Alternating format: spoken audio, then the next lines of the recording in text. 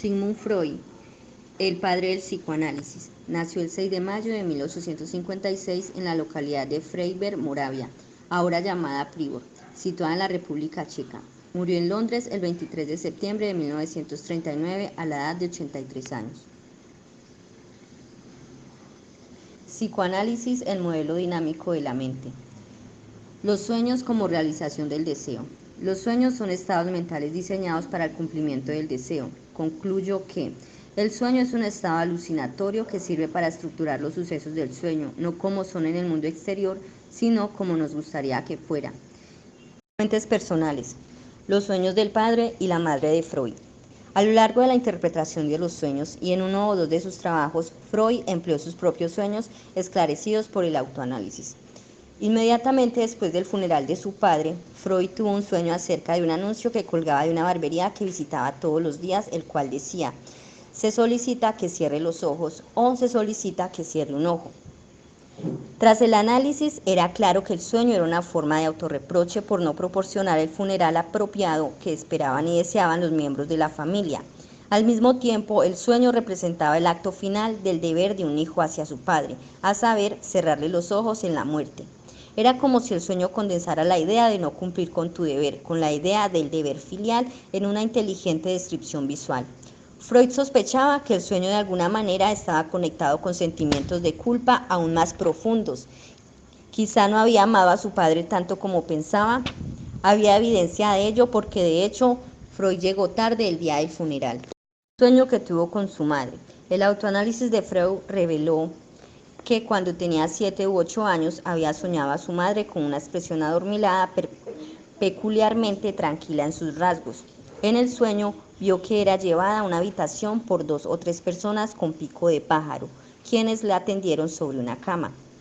Por consiguiente, la cadena asociativa de la gente con picos de pájaro a la Biblia de Philipson, al muchacho llamado Philip, revelaba una connotación sexual en las imágenes del sueño. La expresión del rostro de su madre en el sueño le recordó a Freud a su abuelo moribundo, a quien había observado en coma unos días antes de su muerte. El sueño en realidad había representado un deseo sexual por su madre. Otra interpretación de este sueño es que la angustia que Freud experimentó se debió a un deseo de muerte dirigido hacia su madre. Esta interpretación procede del hecho bien establecido de que la relación de Freud con su madre era de especial cercanía. Contenido manifiesto y latente de los sueños, la máscara. Incluso los procesos del sueño deben incluir una distinción entre el disfraz de fácil acceso y las ideas menos accesibles que se encuentran detrás de la distorsión. Freud mencionaba que la fachada o máscara de los sueños consta de todas las vistas, imágenes, ideas, sonidos y olores. Detrás de la fachada o máscara se encuentran los impulsos perversos e inaceptables. La metáfora de la máscara es una analogía acertada para su distinción más técnica entre el contenido manifiesto y contenido latente. Contenido manifiesto. El contenido manifiesto de los sueños es la historia o sucesos que el sujeto vive en el sueño. Desde el punto de vista psicoanalítico, el contenido manifiesto es un material elaborado a partir de los deseos y experiencias reprimidas mediante los distintos procesos de elaboración onírica. Contenido latente. Impulsos disfrazados. El principio de realidad.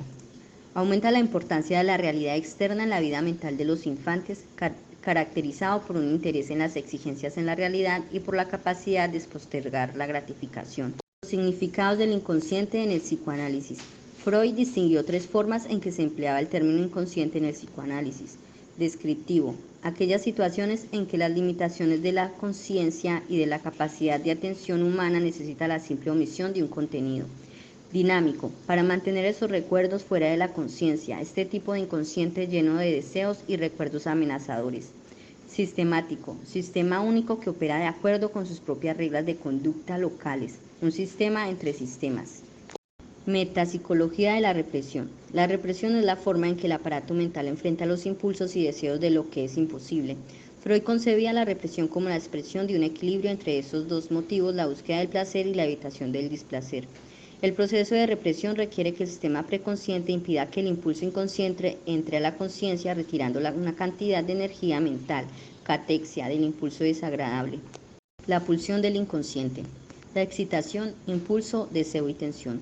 Freud la llamó pulsión. Señaló que los estímulos físicos inciden en el organismo desde el ambiente externo. Característica distintiva, la estimulación que se origina en el ambiente tiene un impacto temporal al sistema nervioso.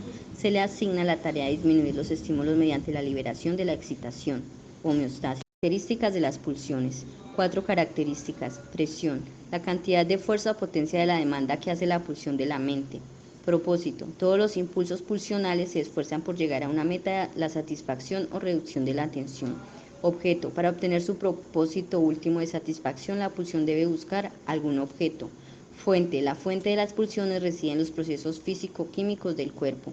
Modelo estructural final de la mente. La personalidad resultante como un compuesto cuyas diferentes partes operan hasta cierto grado como entidades psíquicas. En ocasiones funciona de manera autónoma incluso mientras interactúan. El ello, yo y el superyo. El ello inconsciente es la parte más arcaica de la personalidad. Freud la caracterizó como un caldero lleno de excitaciones de ebullición, alimentado por las energías de los procesos orgánicos de las pulsiones y dirigidos a una metasatisfacción de los deseos. Yo, consciente, brazo del aparato mental orientado a la realidad, aunque al mismo tiempo también expone las condiciones internas. Superyo, preconsciente, asimila la intensidad del impulso o deseo que se denomina y de este modo aumenta su suministro de energía para futuros juicios morales. Evaluación del psicoanálisis teórico. En esta sección nos concentramos en la cuestión de si es posible obtener proporciones teóricas verificables del psicoanálisis. Estableció que muchos trastornos que antes se consideran orgánicos en realidad tenían causas psicológicas.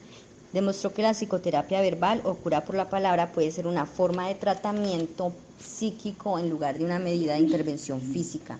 Su trabajo indicó que, además del pensamiento consciente, también pueden ocurrir procesos mentales inconscientes. Su trabajo señaló la importancia de las pulsiones, en especial la pulsión sexual en la estructura humana.